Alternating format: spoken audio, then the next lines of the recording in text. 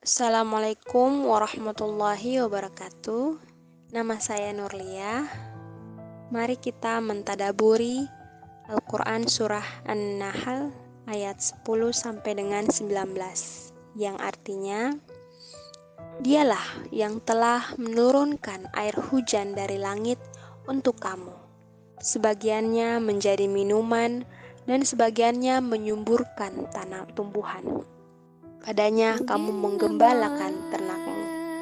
Dengan air hujan itu dia menumbuhkan untuk kamu tanaman-tanaman, zaitun, kurma, anggur, dan segala macam buah-buahan.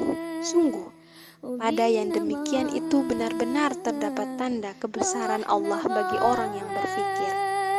Dan dia menundukkan malam dan siang, matahari dan bulan untukmu, dan bintang-bintang dikendalikan dengan perintahnya. Sungguh, pada yang demikian itu benar-benar terdapat tanda-tanda kebesaran Allah bagi orang yang mengerti. Dan dia juga mengendalikan apa yang dia ciptakan untukmu di bumi ini dengan berbagai jenis dan macam warnanya. Sungguh, pada yang demikian itu benar-benar terdapat tanda kebesaran Allah bagi kaum yang mengambil pelajaran. Dan dialah yang menundukkan lautan untukmu, agar kamu dapat memakan daging yang segar ikan darinya. Dan dari lautan itu, kamu mengeluarkan perhiasan yang kamu pakai. Kamu juga melihat perahu berlayar padanya, dan agar kamu mencari sebagian karunia-Nya, dan agar kamu bersyukur. Dan dia menancapkan gunung di bumi agar bumi itu tidak goncang bersama kamu. Dan dia menciptakan sungai-sungai dan jalan-jalan agar kamu mendapat petunjuk. Dan dia menciptakan tanda-tanda penunjuk jalan, dan dengan bintang-bintang mereka mendapat petunjuk. Maka, apakah Allah menciptakan sama dengan yang tidak dapat menciptakan sesuatu? Mengapa kamu tidak mengambil pelajaran? Dan jika kamu menghitung nikmat Allah, niscaya kamu tidak akan mampu menghitungnya. Sungguh, Allah benar-benar Maha Pengampun, Maha Penyayang. Dan Allah mengetahui apa yang kamu rahasiakan dan apa yang kamu lahirkan. Al-Quran Surat An-Nahl ayat 10 sampai dengan 19. Dari Surat An-Nahl ini mengajak kita manusia untuk berpikir, terutama saya pribadi, dengan melihat tanda-tanda alam, melihat sekitaran kita, melihat langit, melihat bumi, melihat pergantian siang dan malam, melihat ada gunung, kemudian ada lautan, ada daratan, ada sungai, dan segala macam bentuk tanda-tanda alam yang ada di sekitar kita, bahwa itu merupakan kekuasaan Allah yang membuat kita harus berpikir akan perbuatan-perbuatan atau penciptaan-ciptaan daripada Allah ini, agar kita memahami bahwa Allah lah yang mengatur segalanya, Allah lah yang menciptakan segalanya. Ini merupakan bentuk dari tauhid rububiyah, atau bagaimana kita mengesahkan Allah Ta'ala dengan kita melihat dari penciptaan-penciptaan Allah, perbuatan-perbuatan Allah seperti memberi rizki, mengatur segala urusan, menghidupkan, mematikan, dan sebagainya. Inilah contoh yang harus bisa kita mengambil hikmah dan pelajaran dari melihat segala sesuatu.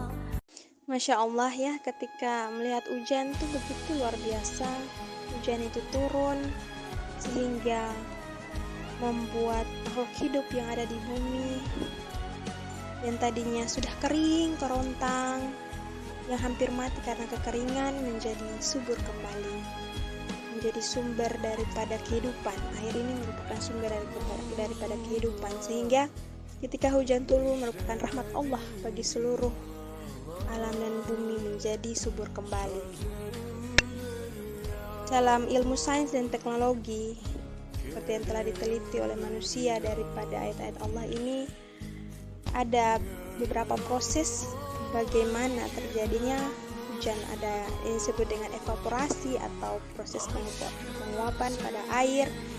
Kemudian selanjutnya adalah kondensasi, yaitu proses di mana pengembunan terjadi setelah evaporasi tadi, dan yang ketiga adalah proses presipitasi, yaitu merupakan jatuhnya butiran-butiran daripada air yang telah mengembun menjadi awan dan turun menjadi hujan.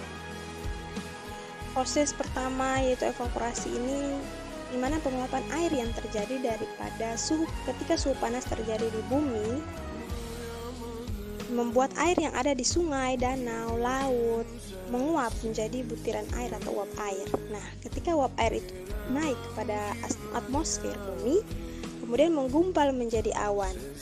Kemudian apabila suhu udara semakin panas, maka semakin banyak pula air yang akan menguap ke udara.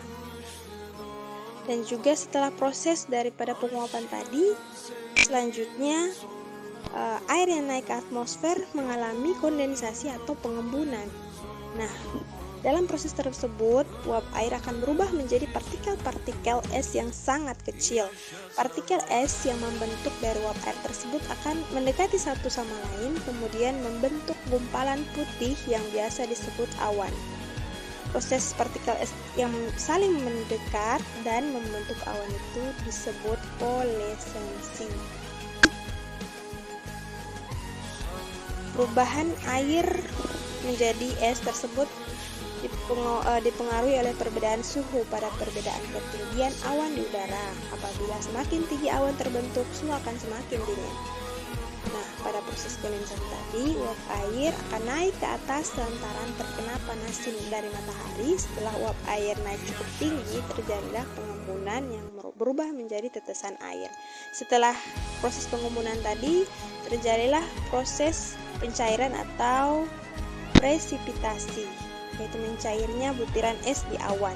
Kemudian turun menjadi titik-titik hujan ke bumi yang kita kenal dengan hujan yang luar biasa yang Allah turunkan kepada bumi dengan proses yang begitu luar biasa, sehingga dari awan yang tadi telah terbentuk proses sebelumnya, barangkali tertutup angin yang terbawa sehingga menjadi turun hujan di tempat lain dari proses sebelumnya. Jadi proses penguapan tadi bisa jadi dari suatu daerah tertentu karena tertiup angin, maka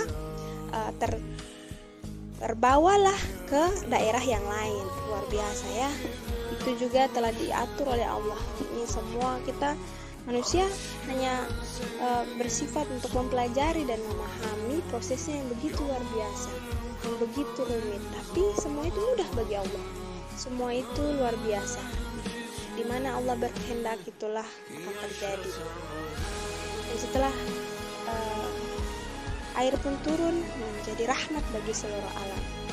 Bayangkan saja, manusia itu memiliki hampir sekitar 70% air yang ada dalam tubuhnya. Bayangkan saja jika kita tidak ada air atau kekeringan air, bagaimana manusia itu bisa bertahan hidup, dan juga tumbuh-tumbuhan, bagaimana dia mau melakukan proses fotosintesis atau memasak makanannya sendiri jika tidak ada air.